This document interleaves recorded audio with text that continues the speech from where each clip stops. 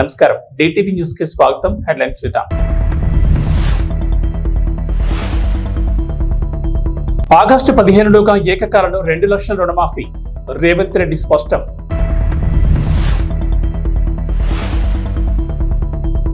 CM Jagan పై దాడి కేసులో కొనసాగుతున్న విచారణ.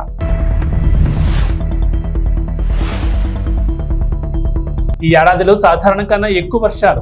తెలంగాణ రైతులు ఎంతగానో ఎదురుచూస్తున్న రుణమాఫీపై సీఎం రేవంత్ రెడ్డి కొత్త వాయిదా కోరారు. ఆగస్టు 15లోగా రుణమాఫీ చేస్తామని హామీ ఇచ్చారు. నారాయణపేటలో నిర్వహించిన కాంగ్రెస్ జనజాతర సభలో మాట్లాడిన రేవంత్ రెడ్డి ఎలక్షన్ కోడ్ వల్లే రుణమాఫీ చేయలేకపోయామన్నారు. రాష్ట్రంలోని 69 లక్షల మంది రైతాంగానికి నారాయణపేట గడ్డ మీద నుంచి మాట ఇస్తున్నారన్నారు రేవంత్. మహిళలకు ఉచిత బస్సు ప్రయాణం, 500కే గ్యాస్ సిలిండర్ అమలు చేసిన విధంగానే రైతులకు ఏకకాలంలో 2 లక్షల రుణమాఫీ చేసి తీరుతామన్నారు. ఇక వరి ధాన్యానికి 500 రూపాయల బోనస్ సైతం వచ్చే సీజన్ నుంచి ఇస్తామన్నారు రేవంత్. బోనస్ ఇచ్చి చివరి గింజ వరకు కొనుగోలు చేస్తామన్నారు. మహబూబ్ నగర్ పార్లమెంట్ లో కాంగ్రెస్ ను గెలిపించాలని కోరారు రేవంత్ రెడ్డి. తన ఇంట్లో తప్పు జరిగితే జాతీయ స్థాయిలో చెప్పుకునే పరిస్థితి ఉండదన్నారు. తనను పడగొట్టేందుకు కుట్రలు జరుగుతున్నాయని మరోసారి ఆరోపించారు. కార్యకర్తను పార్టీ ఆదేశాలను తూచా తప్పకుండా పాటిస్తాను. కార్యకర్తల నమ్మకాన్ని ఎప్పుడు వమ్ము చేయను. కార్యకర్తలు కూడా ఒకవేళ కోరుకుంటే ఏది జరగాల్సి ఉంటే అది డెఫినెట్గా జరుగుతుంది.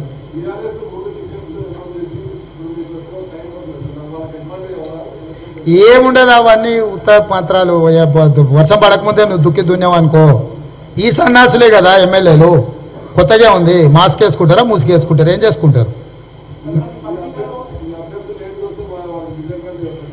ఏముండదు. ఇప్పుడు వీళ్ళే కదా గత 9 ఏళ్ల నుంచి దాదాపుగా ఈ సద్ది మొక్కలే కదా ఉన్నాయి. ఈ సద్ది మొక్కలు మళ్ళీ కొత్తగా ప్లాస్టిక్ సర్జరీ చేయించుకుంటారా? ఏంది వాళ్ళ మొక్కలు తెలుసు కదా. ముఖ్యమంత్రి వైఎస్ జగన్మోహన్ రెడ్డిపై శనివారం రాత్రి విజయవాడలో జరిగిన రాళ్లదాడి ఘటన రాజకీయ ప్రకంపనలు రేపుతోంది. ఈ ఘటనపై పోలీసులు దర్యాప్తును వేగవంతం చేశారు. ఆధారాలను సేకరించేందుకు క్లూస్ టీమ్ రంగంలోకి దిగింది. అజిత్ సింగ్ నగర్ లోని వివేకానంద స్కూల్ దగ్గర ఈ దాడి జరగడంతో స్కూల్ బిల్డింగ్ పై నుంచి రాళ్లు రుబ్బినట్లు పోలీసులు ప్రాథమికంగా నిర్ధారించినట్లు తెలుస్తోంది. ఈ మేరకు ఘటనా స్థలానికి క్షుణ్ణంగా పరిశీలించి ఆ ప్రాంతంలో అమర్చిన సీసీటీవీ ఫుటేజ్లను తనిఖీ చేస్తున్నారు. డ్రోన్ల ద్వారా దాడి జరిగిన ప్రదేశాన్ని ఏరియల్ సర్వే నిర్వహించారు. దీని ద్వారా ఆధారాలను సేకరించే ప్రయత్నం చేస్తున్నారు. మనం సేకరించిన సమాచారం ప్రకారం డెఫినెట్గా ఒక రాయి అనేది ఒక వ్యక్తి బలంగా విసరడం జరిగింది.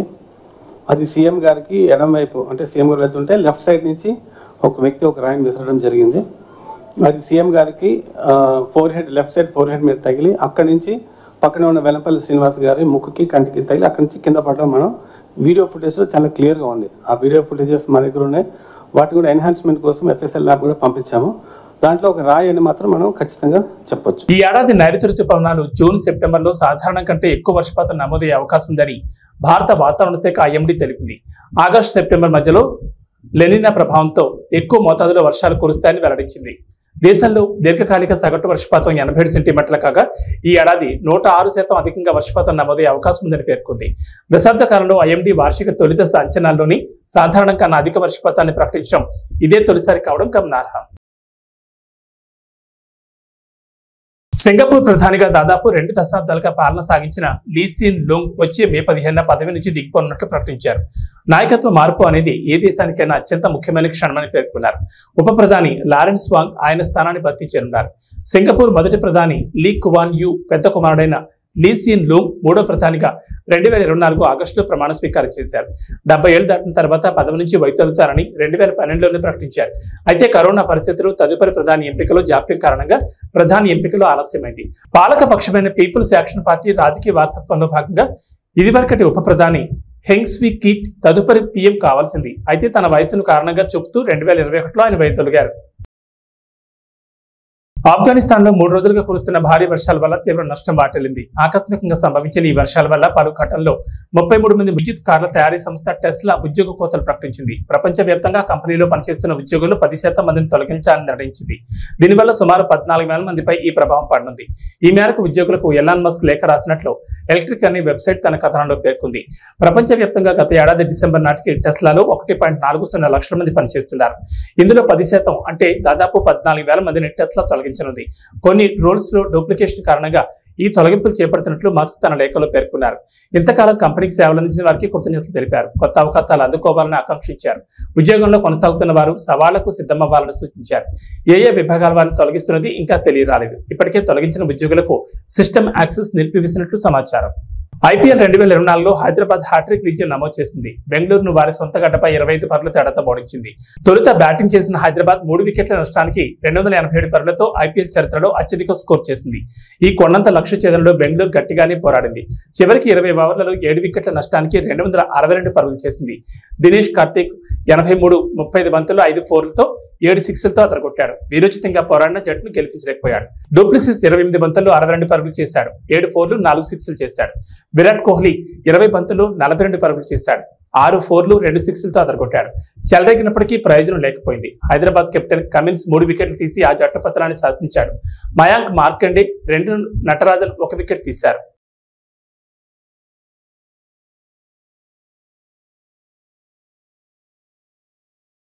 విమానం ఎక్కాలనేది చాలా మంది కళ. చిన్నతనం నుంచి ఆకాశంలో విమానం వెళుతుంటే భూమిపైన చూస్తూ ఎప్పటికైనా ఆ విమానంలో ఎక్కి ప్రయాణించాలని ఎంతో మంది ఊహల్లో విహరిస్తూ ఉంటారు. ఒకప్పుడు ధనికులు సంపన్నులకు మాత్రమే ఎక్కే అవకాశం ఉండే విమానాలు కొద్దిగా మధ్యతరగతి ప్రజలకు కూడా అందుబాటులోకి వస్తున్నాయి. ఇక 150 రూపాయలకే విమాన టికెట్ ఇస్తున్నారంటే పేదలు కూడా ఎక్కేందుకు ఎగబడతారు. విమానం ఎక్కాలని కోరిక ఉన్నవారు డబ్బులు లేకున్నా ఎలాగోలా పోగేస్తారు.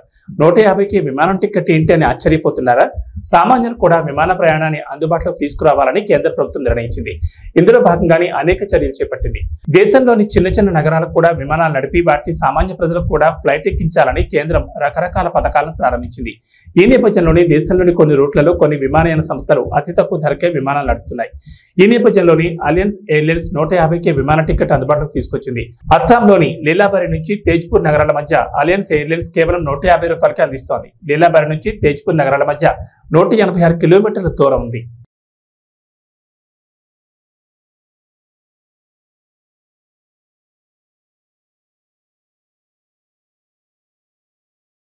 ఏపీలో పోలింగ్ తేదీ దగ్గర పడుతున్న కొద్దీ రాజకీయాలు ఆసక్తికరంగా మారుతున్నాయి. ఓటర్లను మనసు దోచుకునేందుకు బరిలో ఉన్న అభ్యర్థులు రకరకాల వ్యూహాలు అనుసరిస్తున్నారు. అలాగే తమ పార్టీలోని అసంతృప్త నేతలను కలుస్తూ వారి మద్దతు కూడగట్టుకునేందుకు ప్రయత్నిస్తున్నారు. వీలైతే ప్రముఖులను కూడా కలిసి వారి మద్దతు కూడగట్టుకుంటున్నారు. ఈ క్రమంలోనే అనకాపల్లి ఎంపీ స్థానానికి బీజేపీ నుంచి బరిలో ఉన్న సీఎం రమేష్ కొణిదెల చిరంజీవిని కలిశారు. చిరంజీవిని కలిసి ఆయన మద్దతు కోరారు. శ్రీ సరస్వతి శిశు మందిర్ ఇంగ్లీష్ మీడియం పాఠశాల గజ్వేల్ నందు ఆర్ఆర్ ఆయుర్వేదం ఔషధాన్ని పంపిణీ చేయడం జరుగుతోంది. ఈ కార్యక్రమంలో పాఠశాల ప్రిన్సిపల్ హరిణ పవన్ మరియు డాక్టర్ నరేష్ బాబు పాల్గొన్నారు.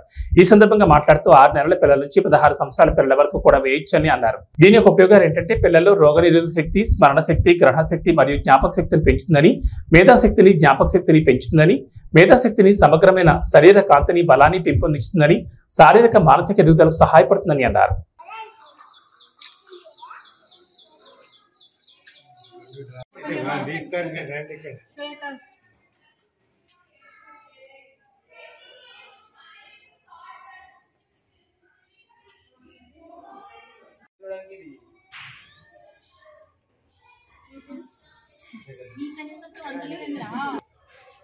చిన్నగా పెద్ద దర్శక భయపడుతున్నాడు.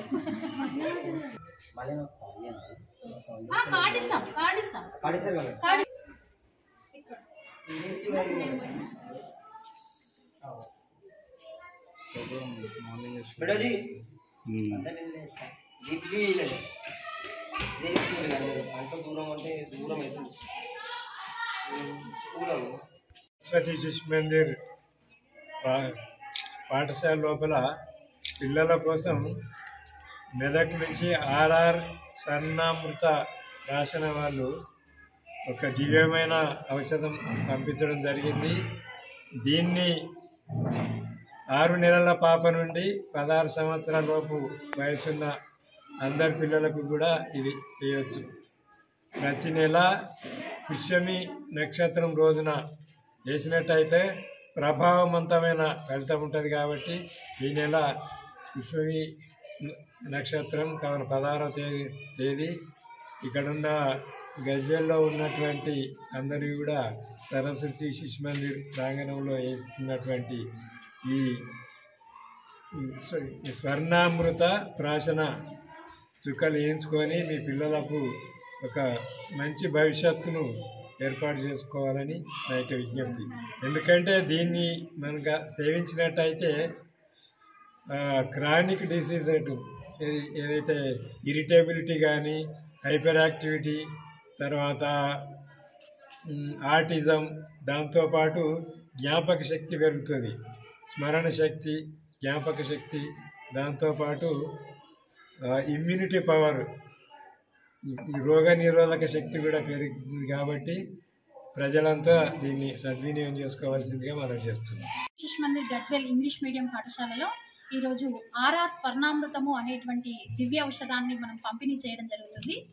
దీని యొక్క ప్రతిఫలం అంటే ప్రభావం ఎలా ఉంటుంది అంటే, కరోనా లాంటి విపత్తులు వచ్చినప్పుడు హ్యూమినిటీ కోసం మనము తాపత్రయపడాల్సిన అవసరం లేకుండా ఇప్పటి నుండే భావి భారత పౌరులైనటువంటి ఈ చిన్నారుల యొక్క ఆరోగ్యాన్ని సంరక్షించడానికి ఈ ఔషధం చాలా ఉపయోగపడుతుంది. అంతేకాకుండా హైపర్ యాక్టివిటీ, తర్వాత పిల్లలలో స్మరణ శక్తి, ధారణ శక్తి, జ్ఞాపక శక్తి పెంచడానికి, అంటే ఏదైనా సరే వాళ్ళు గుర్తుపెట్టుకున్నట్టుగా ఎవరు గుర్తుపెట్టుకోలేరు. అలాంటి పిల్లలలో కూడా డిసీజెస్ వస్తున్నాయి ఈ పొల్యూషన్ వల్ల. వాటిని అన్నింటినీ తట్టుకొని ఈ పిల్లలు బంగారు భవిష్యత్తులో వాళ్ళు ఉన్నత స్థాయికి చేరాలి అంటే ఈ 2 చుక్కలు చాలా ఉపయోగపడతాయి. దీనివల్ల సైడ్ ఎఫెక్ట్స్ ఎలాంటివి ఉండవు. కేవలం అంటే 90% మంచి చేస్తుంది. మంచి చేయకపోయినా ఏ పిల్లలకి దీనివల్ల చెడైతే జరగదు. కాబట్టి తల్లిదండ్రులు గుండె మీద చేయి వేసుకొని ధైర్యంగా ఈ 2 చుక్కల్ని వేయించవచ్చు. పోలియో చుక్కలు ఎంత ముఖ్యమో ఈ స్వర్ణామృతం చుక్కలు కూడా అంతే ముఖ్యం. తప్పకుండా దీన్ని అందరూ కూడా ఉపయోగించుకొని మీ పిల్లలని అంటే ధారణ, స్మరణ, జ్ఞాపక శక్తి, శరీర దారుఢ్యం ఇవన్నీ కూడా మంచి రంగులో కూడా వస్తారంట పిల్లలు. ఇవి మేము డెమోలు చూసిన తర్వాత నమ్మిన తర్వాత మాత్రమే వేస్తున్నాం. ఎలాంటి సైడ్ ఎఫెక్ట్స్ లేవండి. తప్పకుండా అందరూ కూడా దీన్ని ఉపయోగించుకోగలరు. ఈ నెల రానటువంటి వాళ్ళు వచ్చే నెల ఆ కార్డులో డేట్ ఉంటుంది, దాని ప్రకారంగా అయినా సరే 21 నెలల పాటు 6 నెలల పిల్లల నుండి 16 సంవత్సరాల పిల్లల వరకు ప్రతి పిల్లలకి ఫీవర్ ఉన్నప్పటికీ, జలుబు ఉన్నప్పటికీ, అమ్మాయిలైతే డేట్స్ వచ్చినప్పటికీ ఎలాంటి ఇబ్బంది లేదు. కేవలం ఒక ఫిట్స్ ఉన్నటువంటి పిల్లలకు మాత్రమే దీనిని వాడకూడదు. మిగతా ఏ పిల్లలు ఎలాంటి పరిస్థితుల్లోనైనా దీన్ని ఉపయోగించవచ్చు. దీని ఫలం కూడా చాలా బాగుంటుంది. Thank you. ఎమ్మిగనూరులో పార్టీ కార్యాలయం నందు వైఎస్ఆర్సీపీ ఎమ్మెల్యే అభ్యర్థి పుట్టారెడ్డి సమక్షంలో మున్సిపల్ వైస్ చైర్మన్ పట్టణ అధ్యక్షులు నజీర్ అహ్మద్ ఆధ్వర్యంలో టీడీపీ మాజీ కౌన్సిలర్ కొయ్య నరసప్ప సుమారు 100 మంది అనుచరులతో వైసీపీలో చేరారు. ఈ సందర్భంగా ఎమ్మెల్యే అభ్యర్థి పుట్టారెడ్డికి మాట్లాడుతూ వైసీపీ ప్రభుత్వం రాష్ట్రంలో అందిస్తున్న సంక్షేమ పథకాలకు ఆకర్షితులై పార్టీలు చాలా మంది చేరడం జరిగిందని తెలిపారు. ఈ కార్యక్రమంలో పలువురు పాల్గొన్నారు.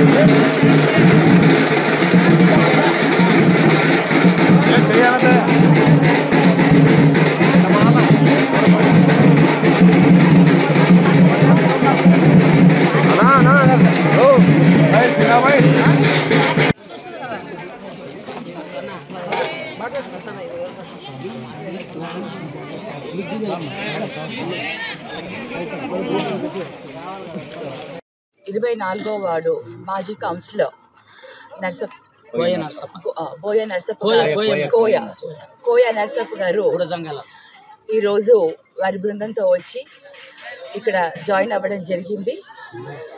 మరి ఈరోజు మా అందరి సమక్షంలో నజీర్ గారు, మరి రుద్రగౌడ్ అన్న, కార్పొరేషన్ చైర్మన్ మీ అందరికీ తెలుసు అన్న, మరి మీ అందరూ ఈ సమక్షంలో ఇవాళ ఏదైతే జగనన్న చేస్తున్న సంక్షేమ పథకాలు ఉన్నాయో ఆ సంక్షేమ పథకాలకు ఈరోజు మహిళలు అందరూ కూడా పెద్ద ఎత్తున ఆనందం వ్యక్తం చేస్తున్నారు. వారికి మళ్ళీ జగనన్న ప్రభుత్వమే కావాలంటున్నారు. ఇలాంటి లీడర్స్ కూడా అందరూ కూడా ముందుకు వస్తున్నారు. బికాజ్ జగనన్న ప్రభుత్వంలో జరిగే సంక్షేమ పథకాలు కానివ్వండి, మంచి పనులు కానివ్వండి, అభివృద్ధి కానివ్వండి, ఎటువంటి వివక్షత లేకుండా, ఎటువంటి డిఫరెన్సెస్ లేకుండా ఇవాళ ఒక రూలింగ్ అంటూ జగనన్న చేసిన ఈ 5 సంవత్సరాల పరిపాలనకు అందరూ కూడా హర్షం వ్యక్తం చేస్తూ ఈరోజు వైసీపీలో జాయిన్ అవుతున్నారు అంటే అర్థం చేసుకోండి. ఇవాళ మార్నింగ్ నుంచి పొద్దున్న నుంచి ఎంతోమంది చాలా మంది టీడీపీ నుంచి వైసీపీలోకి వాళ్ళ మా ఆధ్వర్యంలో జాయిన్ అవ్వడం జరిగింది. సో ఇది ఒక మంచి శుభ పరిణామం. మరి ఇంకా ప్రజలందరూ కూడా మేము వెళ్తున్నప్పుడు కూడా ఎక్కడికక్కడ హర్షం వ్యక్తం చేస్తున్నారు. ఇవన్నీ కూడా జగనన్న చేస్తున్న పరిపాలనకు ఇవన్నీ ఒక నిదర్శనం. ఇవన్నీ కూడా ఇదంతా కూడా మాకు కూడా చాలా ఆనందంగా ఉంది. క్యాండిడేట్స్ గా కర్నూలు జిల్లా డోన్ మండలంలోని ముడుములపాడు గ్రామంలో ఎన్నికల ప్రచారంలో భాగంగా జనసేన పార్టీ కార్యాలయాన్ని కోట్ల జయసూరి ప్రకాష్ రెడ్డి చేతుల మీదుగా రిబ్బన్ కట్ చేసి ప్రారంభించారు. ఈ కార్యక్రమంలో కోట్ల గ్రామ సర్పంచ్ రాధమ్మ ప్రచారంలో పాల్గొన్నారు. రాబోయే ఎన్నికల్లో తెలుగుదేశం పార్టీకి ఓట్లు వేసి గెలిపించాలని కోరారు.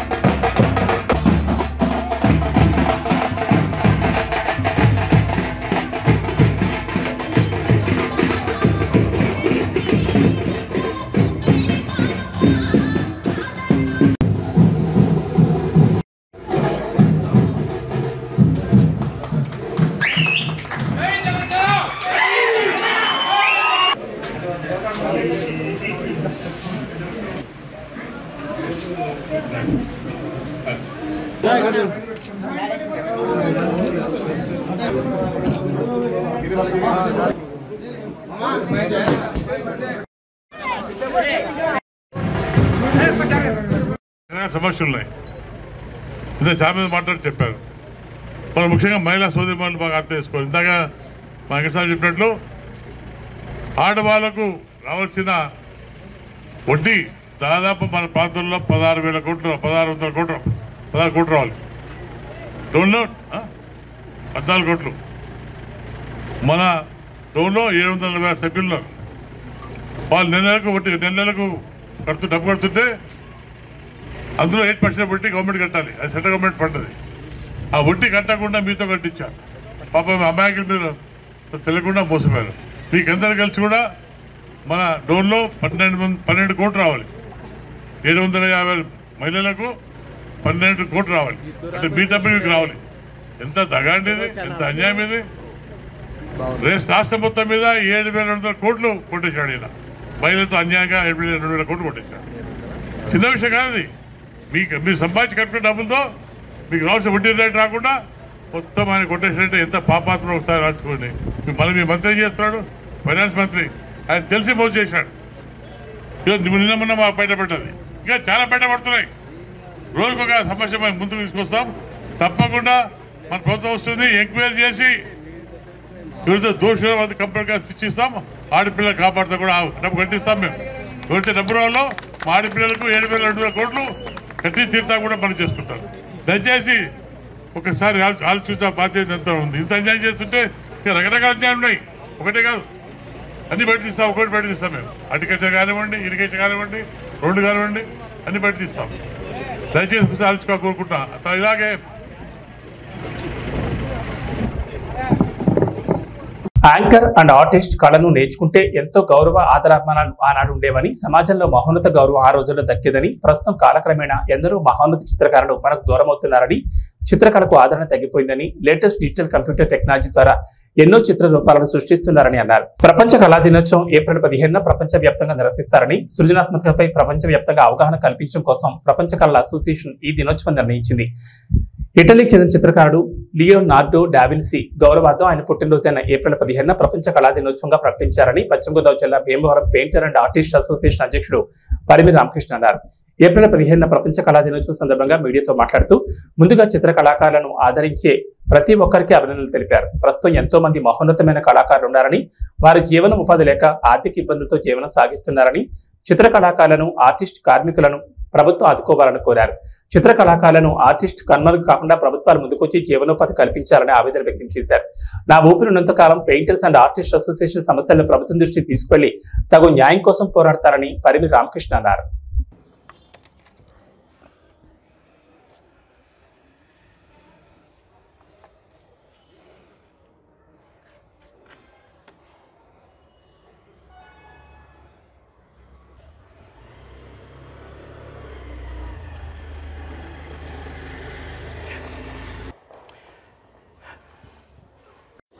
వరల్డ్ ఆర్ట్ డే సందర్భంగా చిత్రకారులకు, చిత్రకళా అభిమానులకు అందరికీ కూడా మా Bhimavaram painters and artist association తరఫున శుభాకాంక్షలు తెలియజేస్తున్నాను. ఈరోజు మనం మన పూర్వీకులందరినీ కూడా చిత్రకారుల్ని మననం చేసుకోవాల్సిన ఈరోజు తప్పనిసరిగా అందరూ మననం చేసుకోవాలి. అలాగే చిత్రకళలో ముఖ్యులైనటువంటి దావిన్సీ గారు 1500వ శతాబ్దంలో మొదలుపెట్టి ఒక బొమ్మని 1550లో మొదలుపెట్టి 1553లో పూర్తి చేశాడు మోనాలిసా బొమ్మని. ఆ బొమ్మకి చాలామంది విమర్శకులు సైతం ఆశ్చర్యచకితులు చేసింది.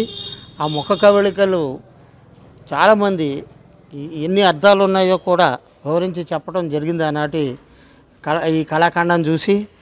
ఆయన దావిన్సీ 1400వ శతాబ్దంలో 1472లో జన్మించారు. ఆయన 18 ఏళ్ల పాటు శిష్యార్కం చేసి వరల్డ్ ఆర్ట్ బుక్లో పేరు నమోదు చేసుకోవటం కూడా ఆయన జరిగింది. అటువంటి మహానుభావుల్ని ఈరోజు ఆర్ట్ డే సందర్భంగా మనం స్మరించుకోవటం ఎంతైనా స్ఫూర్తిదాయకం. ఈరోజు ఈ కార్యక్రమాన్ని నిర్వహించడానికి మేము భీమవరం పెయింటర్స్ ఆర్టిస్ట్ అసోసియేషన్ తరఫున అందరం కూడా సమావేశమై దావిన్సీకి శుభాకాంక్షలు, అలాగే మన ఆంధ్రప్రదేశ్, తెలంగాణ ప్రజలకు కూడా ఆర్టిస్టులకి, కళాభిమానులకి శుభాకాంక్షలు తెలియజేస్తున్నాను. ఇట్లు పరిమి రామకృష్ణ, భీమవరం. ఈరోజు స్మరణకి తెచ్చుకోవడం జరిగింది ముఖ్య కళాకారులందరినీ కూడా. ఈ టెక్నాలజీ పెరిగిన ఈ రంగంలో చాలా ఒడిదుడుకులు భరిస్తూ చిత్రకారులు జీవనం సాగిస్తున్నారు. ఈ ఏప్రిల్ 14 దినం అనగా 1572 ఏప్రిల్ 15న దావిన్సీ జన్మించాడు కాబట్టి ఆ రోజున వరల్డ్ బుక్లో చిత్రకారుడిగా నమోదు చేసుకోవడం దావిన్సీ జరిగింది. కాబట్టి ఈరోజు ఏప్రిల్ 15 మనం వరల్డ్ ఆర్ట్ డేగా జరుపుకోవడం జరుగుతుంది. చిత్రకళలో ఎన్ని ఇబ్బందులున్నా ఇదివరకు పూర్వం మహారాజుల కాలం నుంచి చిత్రకళకు మంచి పేరు ప్రఖ్యాతులు ఉండేవి. అలాగే గౌరవం, ఆదరణ అంతా లభించేది. పెరుగుతున్న టెక్నాలజీ వల్ల చిత్రకళలోని చిత్రకారులకు కొద్దిగా ఆదరణ తగ్గినప్పటికీ టాలెంట్ ఉన్న చిత్రకారులకి బాగానే ఉంది. కానీ ప్రభుత్వ పరంగా చిత్రకారులను ఆదుకుంటే ఇంకా చిత్రకళ రంగంలో ఎన్నో కొత్త పుంతలు తొక్కడానికి చిత్రకారులకు ఆస్కారం ఉంటుంది. ఒడిదుడుకులు పడుతున్న ఈ చిత్రకళకు న్యాయం చేయవలసిన బాధ్యత ప్రభుత్వాల మీద ఉందని కోరుకుంటూ ఈ కళ అంతరించిపోకుండా చేసే బాధ్యత ప్రభుత్వందే. అందుకని ప్రభుత్వానికి విజ్ఞప్తి చేస్తున్నా, మా పెయింటర్స్ ఆర్టిస్ట్ అసోసియేషన్ తరఫున ప్రభుత్వంలోని ప్రజాప్రతినిధులందరూ కూడా చట్టాల్లో మార్పులు తెచ్చైనా సరే కళాకారులను ఆదుకోవాల్సిందిగా కోరుచున్నాను. పంచకర్ల ప్రసాద్ ఆధ్వర్యంలో వార్డు అధ్యక్షులు కాకిబాబు ప్రోత్సాహంతో సుమారు 400 మందితో జన సైనికులతో జనసేన పార్టీలోకి నక్కాశ్రీలు చేరారు. ఈ సందర్భంగా మాట్లాడుతూ జనసేన పార్టీ కోసం ఎంతైనా కృషి చేయడానికి మేము సిద్ధంగా ఉన్నామని, పార్టీ కోసం ఎంతైనా శ్రమిస్తామని, పవన్ కళ్యాణ్ ఆశయాలను మా గ్రామంలో కూడా నిలబెడతారని అన్నారు. ఈ కార్యక్రమంలో నాయకులు పాల్గొన్నారు.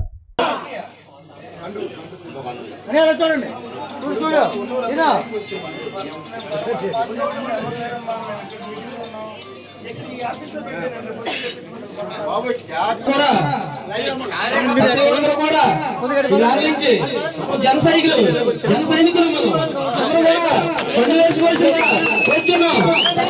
పేరు పేరు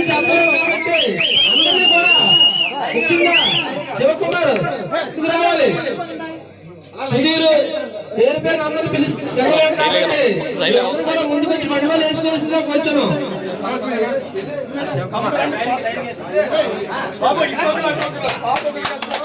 కృష్ణబాబు